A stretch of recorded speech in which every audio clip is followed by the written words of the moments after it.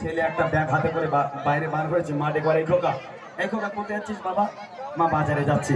মানে খোকা কাল রাত থেকে বুকের ব্যথাটা বড্ড বেড়েছে বাবা, একটুখানি 10টা টাকার ওষুধ এনে দিবি। তখন ছেলে বলে, মা ওই জন্য তোমার সঙ্গে আমি দেখা করি না, তোমার সঙ্গে দেখা হলেই খাই শুধু খাই এটা এনে দে, ওটা এনে দে, এটা এনে দে, ওটা এনে দে, ওই জন্য তোমার সামনে আমি আর যাই না। আর শাশুড়ি যদি ফোন করে বলে, জামাই আজ আমি যাচ্ছি, ওরে আল্লাহ, জামাই তাড়াতাড়ি করে বোর কাছে বলে, দেখো তোমার মা কি খেতে ভালোবাসে, গরু গোশ না মুরগি গোশ? বলে আমার মা দুটোই খায়। ভাই চিন্তা করো না, তোমার মার জন্য আমি দুটোই আনবো। মনে করছো শাশুড়ির পায়ের তলায় জান্নাত, রাগ করবেন না। তোমার মাকে যতটা ভালোবাসতে হবে, তোমার শাশুড়িকে ততটা ভালোবাসতে হবে। তবে মনে রেখে দিও, তোমার মায়ের পায়ের তলায় তোমার জান্নাত, তোমার শাশুড়ির পায়ের তলায় তোমার জান্নাত নয়। অর্থাৎ যে মাকে অবহেলা করবে তার দুনিয়া এবং আখেরাত তার ধ্বংস হয়ে যাবে।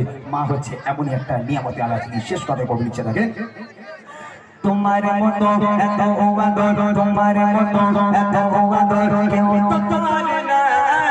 সবার থেকে প্রিয় তুমি, তুমি আমার মা।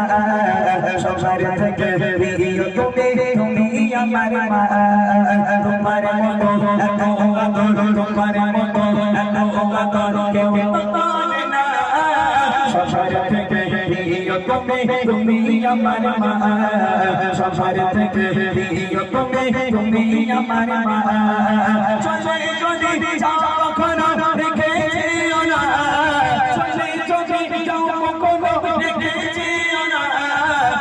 বলে মা তোমায় ছাড়া আমি বাঁচব না, বলে মা তোমায় ছাড়া আমি বাঁচব না।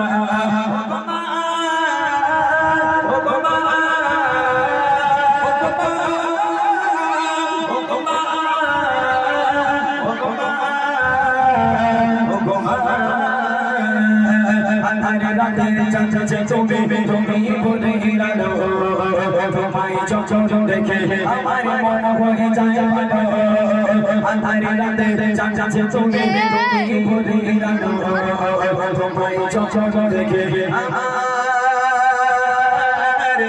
মন হয়ে যায় ভালো।